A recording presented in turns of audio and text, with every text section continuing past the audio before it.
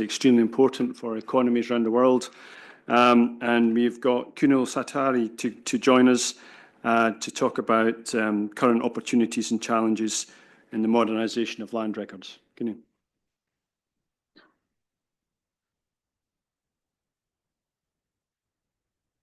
Just take a moment till he comes to the lectern.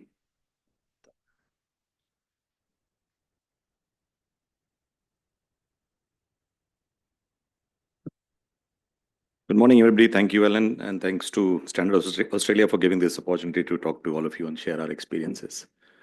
Now, I'll be speaking totally on policy and governance, nothing on technology, because the session is on policy and governance. So I've taken out the slides of technology inherently, because the session, more technology will come and you understand technology much better than a government officer who implements technology.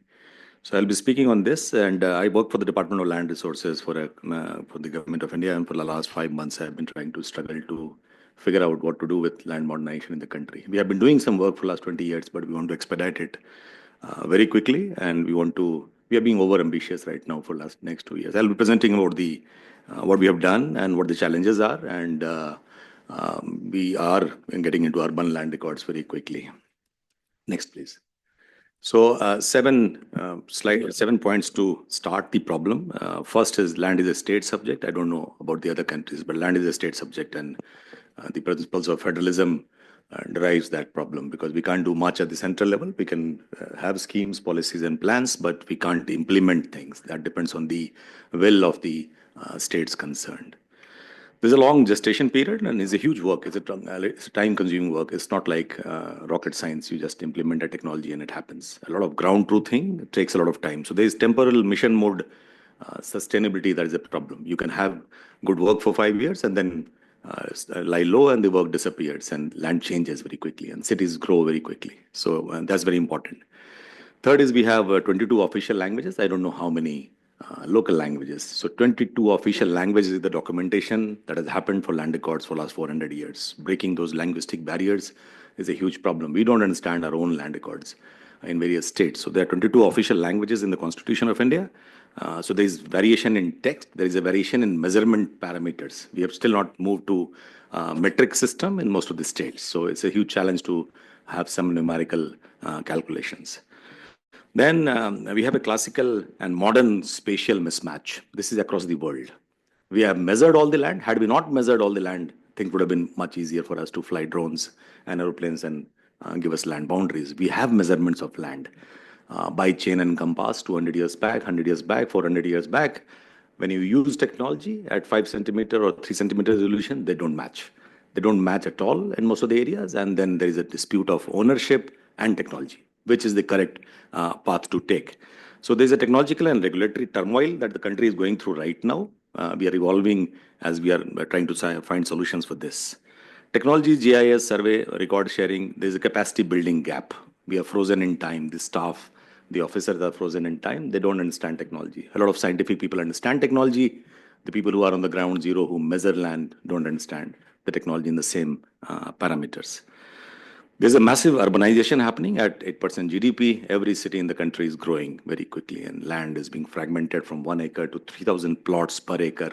And how do you measure that and how do you quantify that? There's a lot of area in Northeast India, which is community land ownership. There's no cadastral maps available. So there are heavily forested areas. How do you fly drones? Nothing is visible from the drones. The canopy cover, make sure that no technology works. And the only technology is go on the ground zero with ETS and DGPS and go back to your basics. So these are the challenges with which I start. And it's a huge, complicated problem. We want to grow quickly. So next slide. Next. Just to look at when I joined this department, I was earlier working in the National Disaster Management Authority. It was much simpler. I thought disasters are more difficult and climate change is more difficult. Now I find land is the most complicated thing on earth. Disasters are fine to handle. They are predictable. Weather predictions are there. We predict cyclones 7 days in advance. I don't know what to do with land. It's very complicated. Currently, it's extremely complicated, and we are held responsible for all the underdevelopment and not the right pace of development in the country. Everybody wants to make sure that the land records are better. Nobody knows how to do it very quickly. Next. Having said that, next, please. Yeah, so this is the larger perspective. We have had 3 rounds of waves, I can call it. So we had a Digital India Land Record Modernization Program. Don't get worried with acronyms. This started 2008 onwards. All the records, textual and numerical, are digitized currently. All the cadastral maps are digitized and vectorized. They are not georeferenced. The problem is they are not georeferenced, and the maps don't talk to the ground reality. Things have changed in the last 100 years or 50 years. So that's a huge problem. We also had a wave in 2020 onwards in which we tried to map the rural habitations. Land was measured for revenue. Land was not measured for possession and ownership in the country. That's a problem. And we are now saying the measurements are right for ownership. It is not right for ownership. It was always measured for what agriculture grows on that, how much taxation can be levied on the land, not for giving you. So we have presumptive titling. We don't have titling, conclusive titling in the country right now. The last wave is we started in September 2024. We want to do urban land records. And I'll just talk about all of them as I go ahead. Next, please. So this slide is what I use to convince everybody that give me all the money that is possible to make things simpler. This is the classical slide we use. Ease of doing business, ease of living, and everything becomes fine if you have land. And that's the conviction at the highest level in the government that whatever amount is required, don't worry, we are ready to give the amount, but please improve the land records and make it as good as today. So I will not read through this. Everybody who deals with land understands all these topics. Next. Going to what we have done till now and what we're doing. So next, please. Yeah. So what we have been able to do in the last 15 years, we have got 98% digitization of land records. So we also got digitization of all the cadastral maps. We are georeferencing all of them as it is today. And we are generating almost 50% of the land records in the country have a ULPIN address, 6-digit lat, 6-digit long, and 2 digits for the height. We want to complete this year as it is. We also looking at modern record rooms and state level data centers. They're all created. We are now moving to the cloud. Computerization of registration system, unlike the Western world, registration is a separate department. Stamp and registration is a separate department, belongs to Ministry of Finance. Doesn't belong to the Ministry of Land Records. And their emphasis is to generate as much revenue as possible, sell everything in the world without looking at the titles. So registration systems, 96% online. We want to move this year and next year completely online, completely paperless, and we also want to go presence-less. So we want to make sure that the registrations happen. You can get a land registered in India sitting in Sydney. That's the desire. A lot of states are moving in the direction. That's the movement. The biggest problem is this 3. I kept it hidden in the middle. How do you survey and resurvey all the lands in the country? And and look at current ownership. It's only 10% currently. We have done the core GIS. We have done the computerization of revenue codes. They take a lot of time. Regulatory frameworks are difficult. We are trying to do process re-engineering and make sure that revenue codes don't take 2 years and 3 years. They do it quickly. We also trying to, we have a unique identity of every citizen in the country. We are trying to link that unique citizenship identity, UDI, with the land records. So land record should have the citizens' unique number that they have. These are the things we are doing currently. Next. This year, we have launched a $590 million program. We are trying to incentivize the states to do this. The schemes don't help.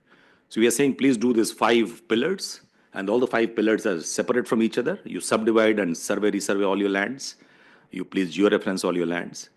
You please link the land registry system with the land record system. You try to saturate the land records and try to modernize the revenue codes. If you do all these, there's an incentive for the states, which is almost like $590 million.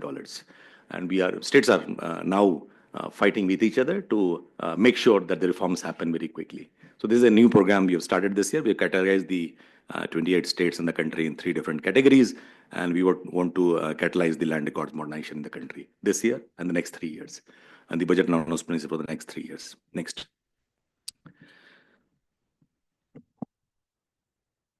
So on the next, this is an interesting program, and this is what I came here to Australia to learn from. We have launched a program called National Geospatial Knowledge-Based Land Survey of Urban Habitations. Very, very difficult, and everybody told, don't get into urban. Don't get into twin images and mirror images and kind of stuff. It is very difficult for a country like India. But we have taken this movement. We call it Naksha. Naksha is a Hindi word that means map. And this is the generation we are doing. Launched on 25th of September 2024, extremely fresh from the oven, and we are trying to figure out what to do. We have taken 150 pilot urban local bodies in the country in the phase one. We are cautious. We don't want to do the whole thing at one go. We are taking only that much as we can chew.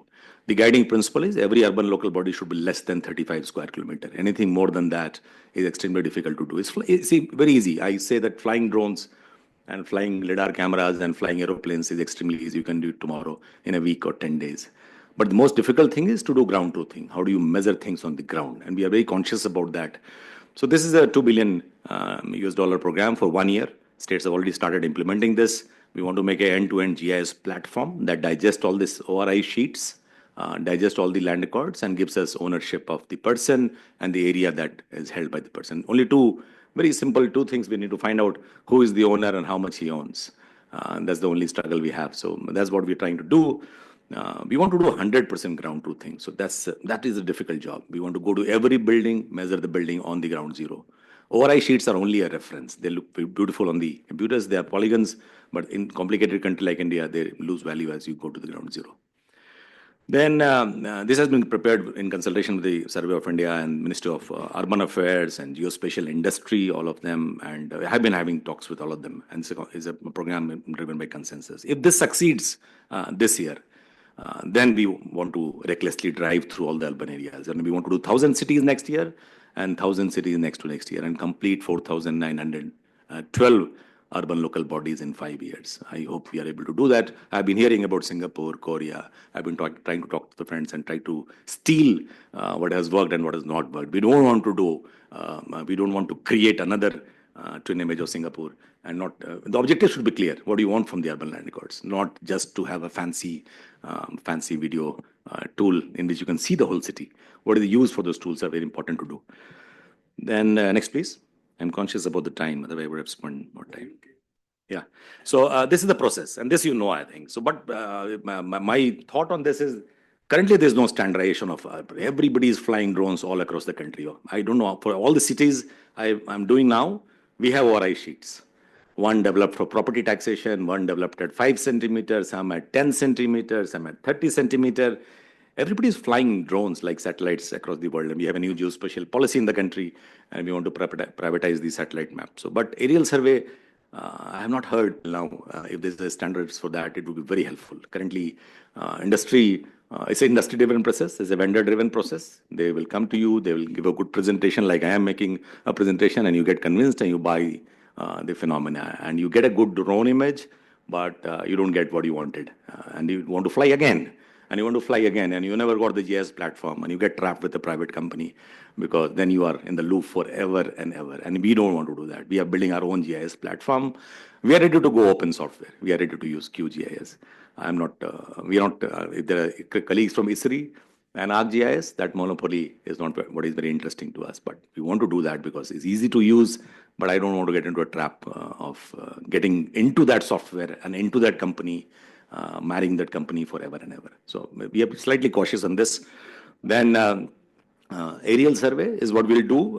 Then the second point is we want to do feature extraction and vectorization of all the features as much as we can get on the building footprint. Ground survey, the third blue, is the most challenging, and that will require a lot of effort from the state governments concerned. Then we want to integrate with all the record of rights. The cities in India have 4 different kind of records. One is the registration system record. If you had got an authority which approved your layout plan, you have a layout plan that has been approved, you pay a property tax, so there's a property tax, and the figures don't match. All the departments, I don't know about the world, but all the departments have different numericals and different objectives in life. And we want to crunch all that and give out the certificate of ownership, almost like a property card to every citizen in the country. Then we want to digitize and georeference all the existing cadastral maps. We want to do QA/QC. The word that is very interesting to me is QA/QC. And who does that? We are going through regional offices of Survey of India, and we want to make sure that the output is what we want. We don't know. We don't know technology. I can only run the government. I don't understand the technology very well. But QA/QC is going to be very important. And then the long process of legal framework. My land has reduced, your land has increased. and the shape is not true, the ownership is not true, textural corrections, numerical corrections, spatial corrections within the legal framework. That's the dangerous portion. That for that we are keeping 1 year. So the rest of the things are easy to do. But to let the people succumb to or understand that this is the land they hold, whatever the papers might say is important phenomena we want to move towards. Next. So we are also not sure about the technology. In the last 4 months of presentations by all the industry partners and all the states and hearing, we had an international conference on urban survey and resurvey in which we heard 12 countries speak about their experiences. I did not get a clear picture which is the right technology. So around 150 cities, we do 60 cities with 2D feature extraction and stereo image using single flat nadir camera. 60 cities we want to do, which is vertical cities, we want to do with oblique angle cameras, so 5 cameras. They give you 3D imagery of the whole city. The third is the most complicated. In the Himalayas, in the mountains, in the very congested areas of Delhi, we want to fly oblique cameras with LiDAR sensors. We unnecessarily don't want to do stereo imaging. We don't want to have huge amount of data from LiDAR. LiDAR is not a solution for everything in the world, is my understanding, limited understanding. I might be totally wrong. But this pilot will teach me what works, what doesn't work. I'm not, so 60 with 2D cameras, 60 with oblique cameras, and around 30 with LiDAR cameras. And then see, I don't want backpack LiDAR, I don't want vehicle LiDARs, I don't want street view image. You already have that. I don't want to reinvent and make it more glamorous. It's already there. This is the only slide on technology. I don't want to get trapped into technology, but this is what I understand, and I don't understand this, so I don't want to buy something very fancy. Next. So for this also, along with the scheme that we've just started in September, we are capping with an incentive program. And this is very, very, this is another $50 billion, $590 million US dollar program. If the city has a ORI sheet of 2D or 3D or oblique, the city gets a certain amount of money. So there are 3 steps. So ORI, and you can use it for your street lighting in the city or for sewerage connection or road development, for urban infrastructure.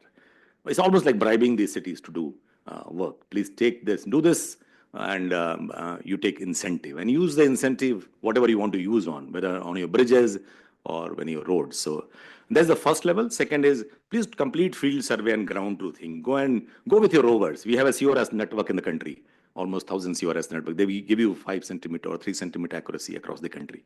So we are buying a lot of rovers, and that is another monopoly I'm getting into. Trimble and Lycra. So you have to buy that, and all the systems should talk to each other. CORS should talk to the rovers. Rovers should talk to what happens on the ground zero. We're not going satellite way currently. So this is also being incentivized. The third is the most difficult. So have claims and dispute resolution, and finalize the map and publish the map in your city, and get the complete amount for your city. And the cities are of 3 different categories, depending on population. Sorry for using the Indian denominations of lakh. Okay, so last slide. So right on time. 3 minutes to go. This is the way forward. And we want to digitize all the urban land records. The most difficult portion in the country right now is peri-urban areas. Peri-urban areas are the areas where most of the music is happening right now. Everybody's buying, everybody's selling, everybody's buying and rebuying. You invest into land. Everybody's happy. I should not name the stakeholders, but a lot of stakeholders are very happy in the confusion in the peri-urban areas, outside Delhi, outside Bombay, outside Chennai, and outside the cities. So peri-urban areas are very important to capture.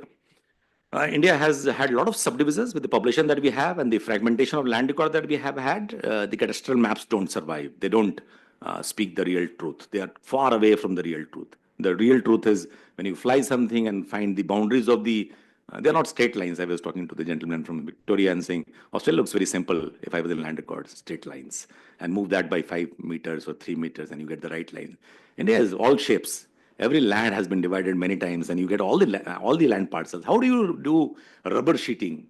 I learned this word that you can do rubber sheeting for things. No? Fix some primary control point, secondary control point, and then move the map. Everything fits. Nothing fits. Don't worry. I have tried that in all the GIS labs that we have in the country. It doesn't fit so easily. And there's a lot of, if I gain land, no, a lot of people tell me, we are 2 brothers. I had 2 hectares. He had 2 hectares. We were happily living. You measured, and I actually had 1.8. He had 2.2. You found that out, right? Why are you finding that out? Why are you creating this problem by modernizing land records? We were happily surviving. We did not know I have less land, I use more land. You're creating a dispute in the village setup. But that is what we're trying to do. So subdivision and updation of cadastral maps, maximum incentive.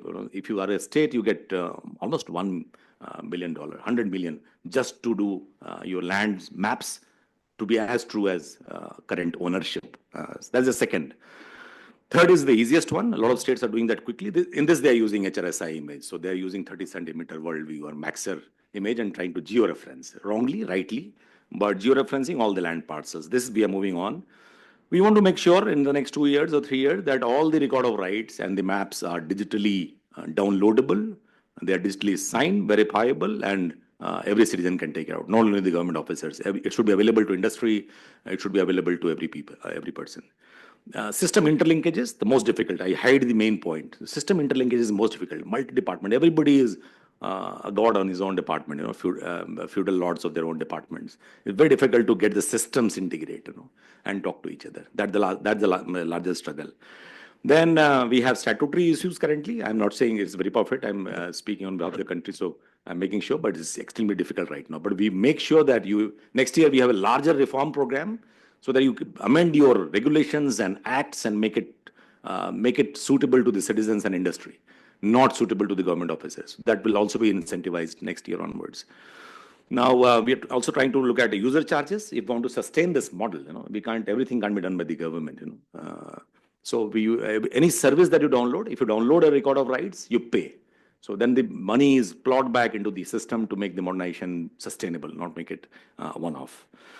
We want to integrate land records. We want to make it online, paperless. This is what we are moving towards. Online, we have gone almost the full milestone.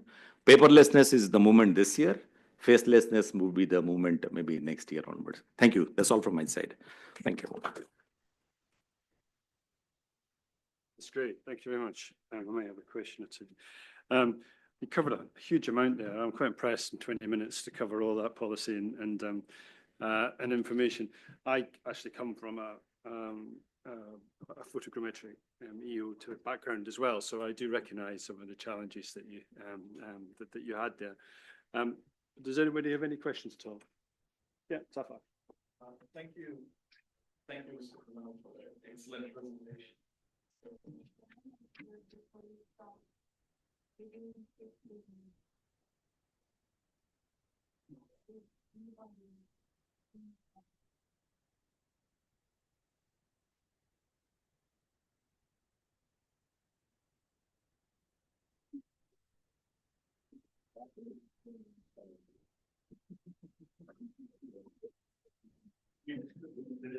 Really? We discuss in the stairs, not in the lift.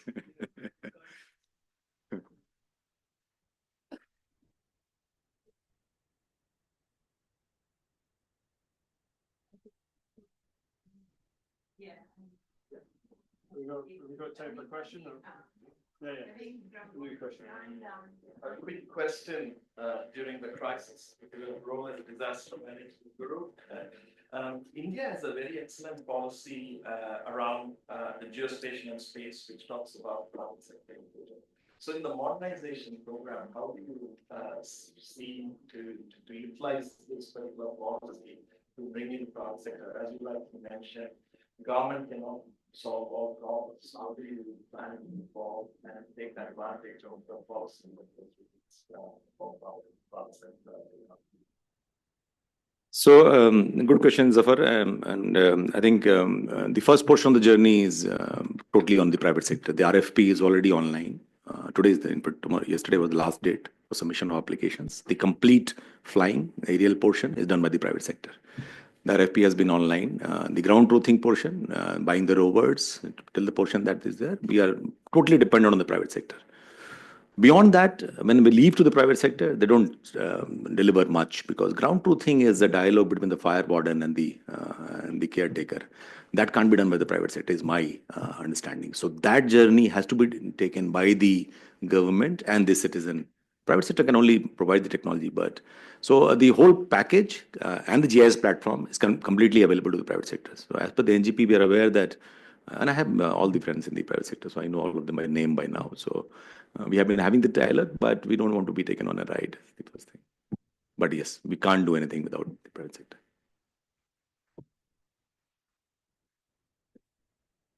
Yeah, please. How about the radar sensor in the survey project? Currently, we are not using SAR or the radar sensor. We want to, as I told, that we need to digest how much we can chew. So currently, that sector is not very evolved in the country. Yeah, so that sector is not available, and we'll not be able to do with the speed we are going. That's a good thing. We understand the use, particularly in very congested areas with high forest cover areas, but currently we're not going that path. And we are doing 100% ground truthing, so nothing from the sky is going to be much helpful. Yeah.